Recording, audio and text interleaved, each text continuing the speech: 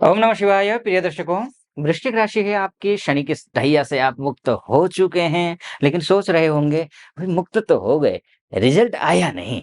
बल्कि कई की समस्या ये होगी कि भाई और बुरा हो गया। और कई सोच रहे हैं, आप बिल्कुल अपने से कनेक्ट कर रहे होंगे, क्योंकि होता है ऐसा। क्योंकि मंगल का ढैया तो चला गया, लेकिन आपकी राशि के स्वामी जो मंगल है ना, वो नीच के हैं। रिजल्ट आया नहीं। जैसे ढैया समाप्त हुआ 3 अप्रैल को मंगल जो है वो नीच का हो गया। अब जब मंगल ही नीच का हो जाए, राशि का स्वामी ही लग्नेश ही या आशीष या लग्नेश जो भी हो आपका, वो नीच का हो जाए तो फिर मिलेगा क्या रिजल्ट? कुछ नहीं मिला। लेकिन अब मैं बात करूँगा 1.5 साल की। 1.5 वर्ष में क्या रिजल्ट मिलेगा? आने वाला काया पलट हो सकता है।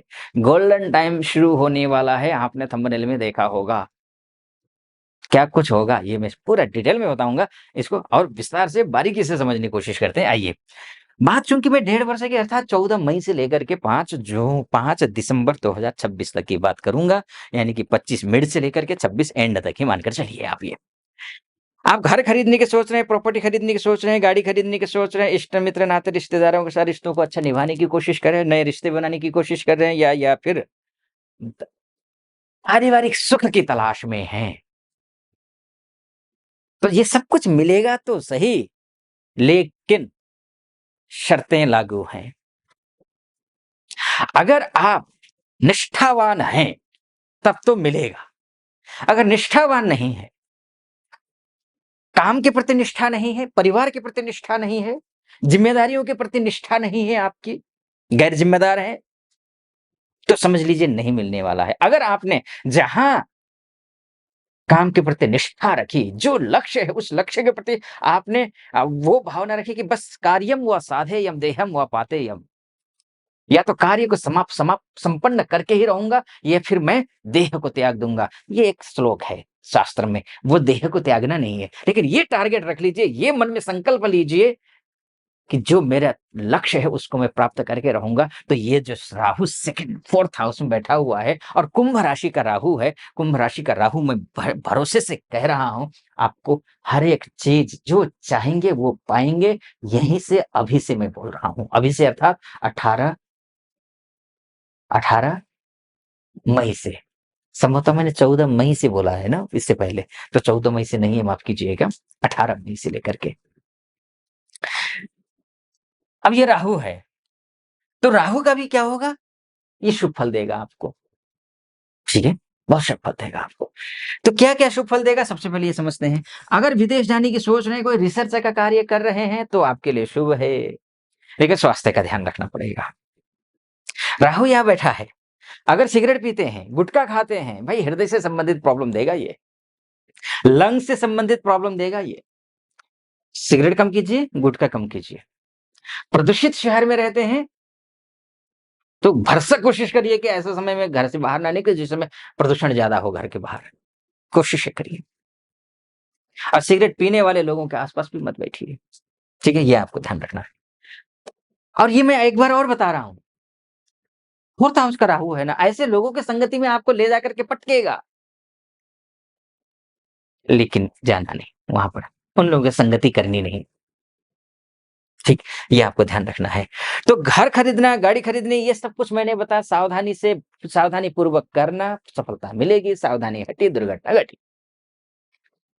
शुद्ध रूप से आपके आचार, विचार, व्यवहार आपके ऊपर लागू होते हैं, इन ये सही है, तो राहु आपको जितना चाहेंगे उससे कम से कम भी आपको 50 से 60 गुना ज़्यादा फल देंगे। इन 1.5 वर्षों में कायापलट हो सकता है। प्रोफेशनल लाइफ तो शिखर पर पहुँच सकते हैं, शिखर पर, और चमत्कार की तरह बढ़ेंगे। ऐसा लगेगा कि ये क्या ही हो रहा है, एकदम। हाँ, एक बात ज़रूर रहेगा, बहुत विरोधी रहेंगे। Stress, mental stress professional life में रहने वाला है, ये 1.5 वर्ष। ज़िम्मेदारियाँ बढ़ेंगी, ज़िम्मेदारियों को वहन करने के लिए आप स्ट्रेस ज़्यादा लेंगे और हो सकता है सपोर्ट कम मिले। चाहे बॉस का हो, चाहे कलीग का हो, चाहे आपके अंडर में काम करने वाले जो आपको रिपोर्ट करते हैं, ऐसे स्टाफ का हो। सपोर्ट कब मिलेगा? ये समझ लीजिए।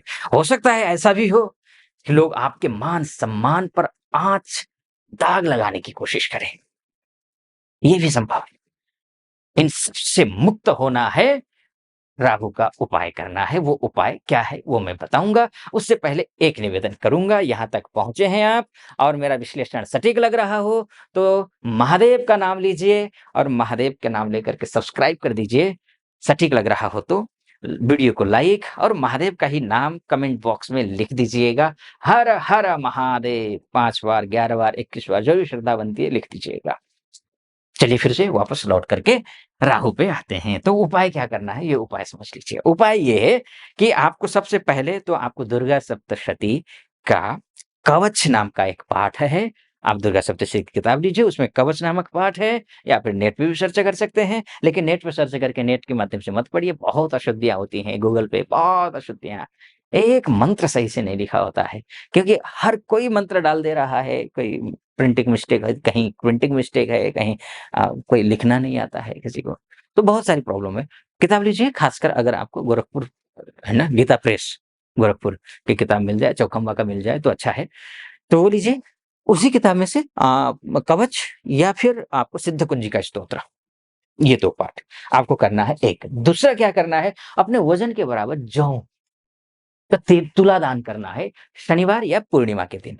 दूसरा उपाय, तीसरा जो उपाय है वो ये है कि आप बांस की टोकरी में सप्तधान्य लीजिए, यानी कि 7 प्रकार के अनाज, साबुत अनाज रखिए या फिर दाल रखिए साबुत, उसके ऊपर एक नाग रखिए, किसी भी धातु का हो सकता है, अपने सिर के ऊपर से एंटी क्लॉकवाइज घुमा करके 11 बार शनिवार के दिन शाम को 4 बजे के बाद, कभी भी रात में भी कर सकते हैं।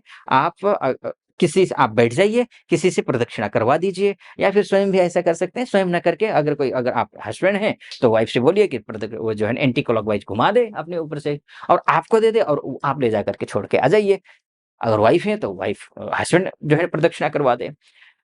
सीधे जाइए, जो कपड़े पहन के गए हैं वहाँ से आइए, सीधे बाथरूम में जाकर के कपड़े उतार करके धो करके टांग दीजिए सूखने के लिए और नहा लीजिए। नहाने के बाद जाकर के पवित्र होकर के आप भगवत भजन में लीन होते हुए सो जाइए या फिर आप जो भी नित्य कर्म है, नित्य कार्य हैं जो भी, वो कार्य नित्य कार्य करिए। ठीक है जी?